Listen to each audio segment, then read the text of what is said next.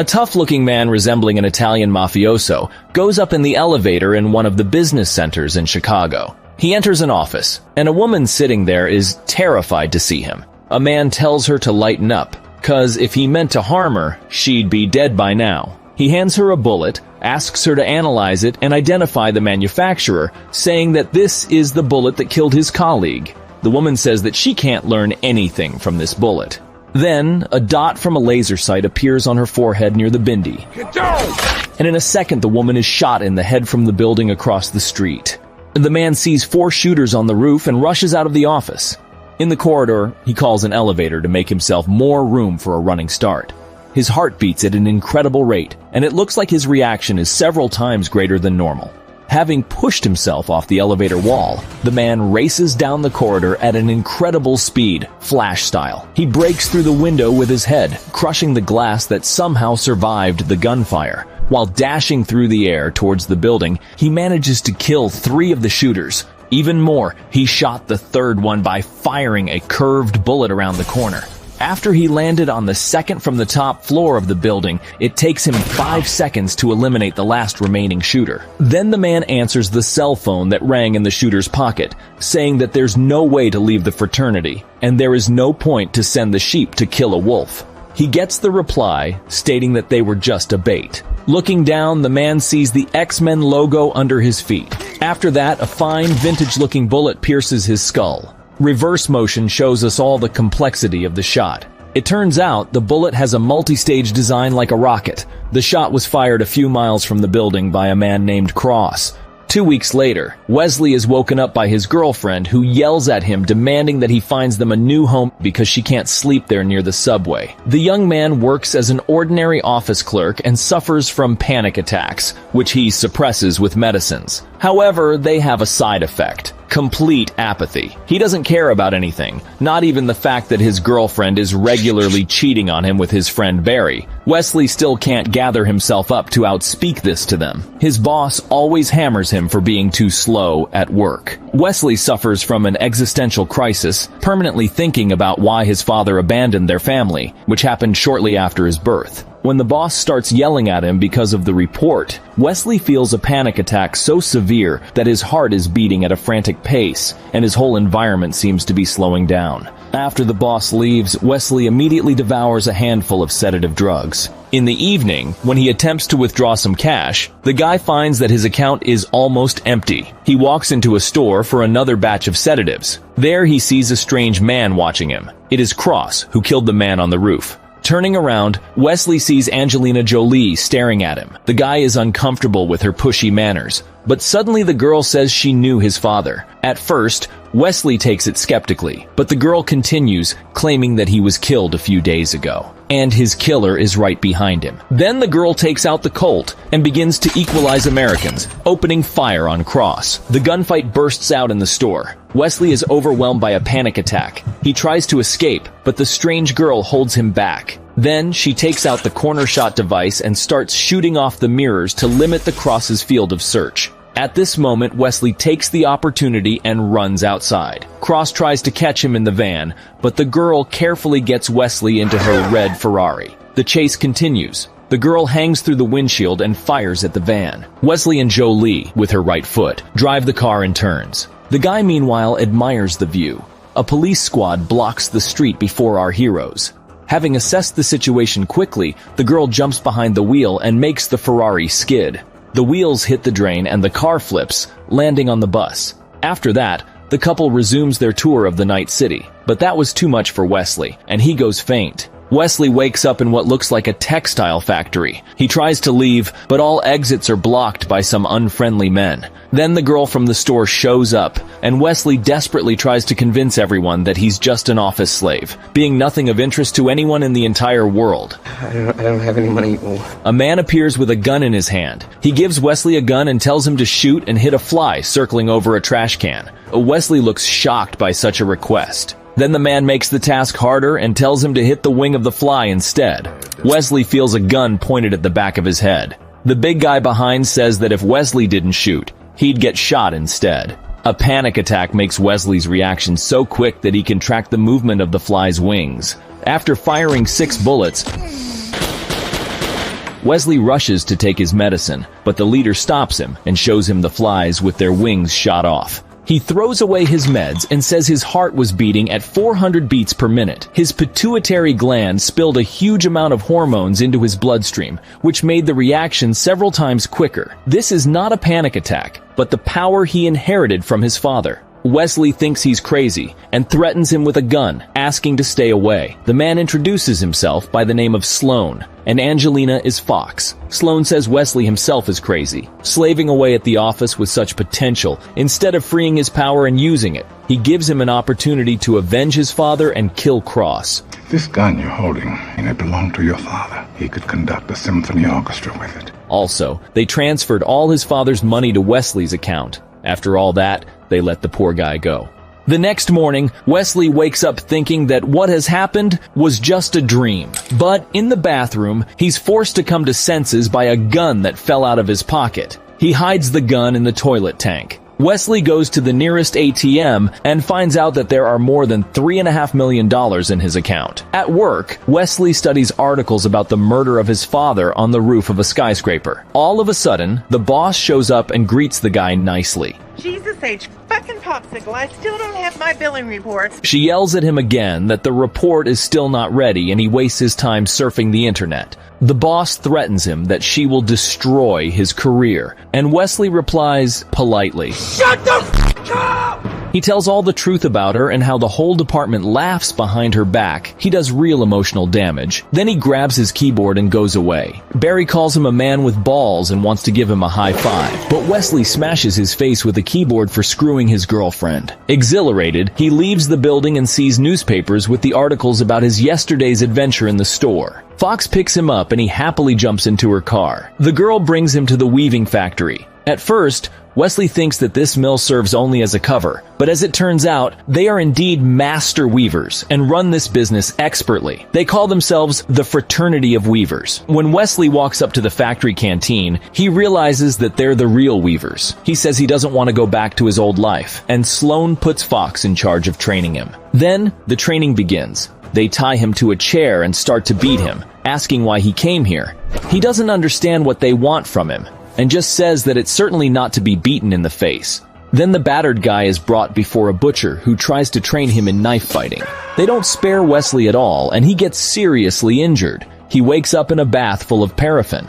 A guy nicknamed Exterminator is working on his recovery and says that these are special regeneration baths. To alleviate his suffering, the man gives Wesley vodka, and he immediately understands that the man is Russian. Is it vodka? Yeah. Are you Russian? Yeah. Firearms training also takes place in an unusual way. Wesley has to learn to fire curved bullets, not only with a straight trajectory. Such a fascinating work repeats day in, day out. He's beaten to a pulp, then healed. Eventually, another corpse of a fraternity member is brought. It's the work of Cross, who eliminates them one by one. According to Sloan, only Wesley can stop him. A bit later, Fox asks the guy to catch a shuttle that moves at a tremendous speed inside the weaving loom. He tells her to put a gun to his head to stimulate his reaction, but Fox replies that he has to learn to control himself. Wesley fails and just hurts his hand. During the recovery procedure, the Russian shows him a trick with a rat. He mounts a miniature explosive device on a rodent and lures it to a safe place with peanut butter. The rat explodes. The man says Wesley's father loved that trick. The guy asks if he's okay, and what they've done to him since he behaves somewhat weird. Meanwhile, Fox climbs out from the nearby bathtub and tells Wesley to follow her to the training. This time, she starts to beat him to a pulp herself and asks the same question, why he's here and why he's wasting her time. Finally, Wesley gives the only right answer. He wants to know who he really is. He is brought to Sloan, who tells him about his father, saying that he was the best of them, and shows his belongings and room. Wesley puts on his father's jacket and resolves to measure up to him at all costs. His training now becomes meaningful, as his goal is to avenge his father. All hardships seem insignificant to him. He easily stands any bullying and absorbs loads of information about his enemy. He trains day and night with the fanaticism of the Shaolin priest. He makes short work of the knife master. The trainer who beats him broke his bones against Wesley's head. Then came Wesley's turn to beat him up. The only thing he couldn't handle was to curve a bullet. Fox decides to help him with this and stands before the carcass to motivate the guy. Feeling huge responsibility, Wesley manages to curve the bullet around her head and hits the 10 ring. Now, it's time for his first assignment. Sloan leads him to the loom. It turns out that they learn the names of their targets from the fabric made by the Loom of Fate. Their ancestors from the fraternity deciphered a secret code that allows transforming thread irregularities into a binary sequence, which is then used to make up the names. Wesley gets the name of his first target. Fox is accompanying him on this mission. Riding on the train roof, they approach the target, but Wesley can't fire. He closes his eyes and remembers their dialogue with Fox a day earlier. He asked her how it was possible to take someone's life by order of some fabric. Fox then told him the story of a little girl whose father was a judge, principled and incorruptible. At some point, he was dealing with a case of a high-profile criminal. The defendant wanted some other judge and sent a killer named Max Petrick to his house. This killer burned his victims alive and forced their relatives to watch it, after which he carved his initials on their bodies so that they would never forget this nightmare. When Fox joined the fraternity, she found out that the loom revealed Max Petrick's name a few days before the murder of the judge, and one of the members had failed to pull the trigger. That is why the fraternity's motto is kill one and save 1,000. After telling this story, Fox left, and Wesley saw Max Petrich's initials on her neck. Wesley opens his eyes and decides to kill the businessman by firing a curved bullet. He gets one mission after another, and each time he hopes that Cross's name will come up. On a new mission, he can't kill a businessman on his own while the target is moving in an armored limousine. Then Fox helps him by setting up her sports car as a springboard. By making a somersault above the limousine, the young Padawan manages to shoot the target through the open sunroof. After the mission, they go to Wesley's house to grab the gun hidden in the toilet. Seems like his friend Barry now lives in his apartment with Wesley's girlfriend.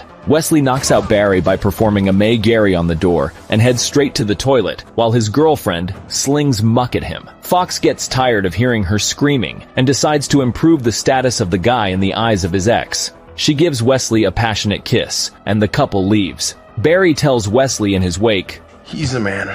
Wesley? On the street, when Fox went to steal a car, Wesley sees Cross. He opens fire, but Cross manages to repel Wesley's shot with his bullet. The chase after Cross begins, with other members of the fraternity joining. At an abandoned building site, Wesley accidentally shoots Exterminator. While he stands shocked by his mistake, Cross shoots a curved bullet from around the corner, hitting the guy's shoulder. Wesley wakes up in the recovery room. He sees how they are trying to save the Russian bro, but fail and Exterminator dies. Luckily, the bullet removed from his shoulder is the first one that can be traced. It was made by Pequarski. He works at a monastery in eastern Arabia. The fraternity realizes that this is a specially prepared trap, and they don't want him to go alone. But Wesley manages to convince them that he's ready. Finally, Sloan gives him the canvas with Cross's name on it. When Wesley leaves, Sloan gives Fox the canvas with Wesley's name and orders her to kill him when he's done with Cross. The guy arrives at the monastery and found Pequarski.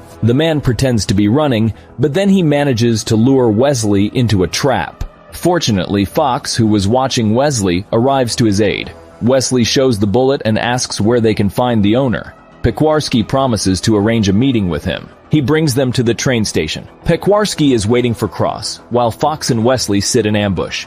Suddenly, the old man starts to run away. The couple chases him down. With his side vision, Wesley notices Cross in the car. He jumps on the train while Fox pursues Pequarski. The train leaves, and Fox realizes that Wesley is now face-to-face with Cross. She takes a decrepit Soviet car from an old couple. Pequarski calls Cross and reports that Wesley is on the train on his own. Cross grabs the guy and wants to tell him something, but Fox manages to catch up with the high-speed train in her rusty shitbox, which is apparently tuned, and opens fire on Cross. A shootout breaks out in the train, while Cross only repels bullets fired at him. The Fox's hoop tie rams the train, after which the train derails and hangs on the bridge like a sausage. Wesley almost fell into the abyss, but Cross managed to grab him. Sacrificing his life, the guy shoots his enemy and the whole car falls off and gets stuck in the gorge. Before his death, Cross tells Wesley that he is his father, and the fraternity lied to him all the time. Wesley asks Fox if it's true, and she confirms Cross's words.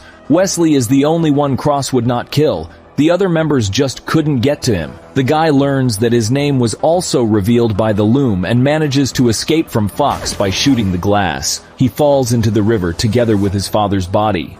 Wesley wakes up in the recovery bath in the house across the street from his former home. The guy hears his girlfriend telling her gal on the phone how disturbed she is by fooling away such a great guy. Pekwarski tells how his father was always around and watched his life. He didn't want his son to take this bloody path and tried to prevent him from meeting with the fraternity of weavers. Pekwarski gives him a piece of fabric with Sloan's name. It turns out that the loom revealed his name, and Sloan hid this. Cross learned that Sloan began to use the deciphered codes for his own selfish purposes, so he left the fraternity and promised to destroy it. Wesley finds a secret passage in the closet. There, in the secret room, are lots of explosives for rats and a detailed plan of the fraternity's base building. Wesley goes to the store and buys a horseload of peanut butter. Using it, he lures rats into a garbage truck. He breaks into the factory and releases his explosive rats. When the rats have done their job, he bursts into the building, shooting everyone in sight.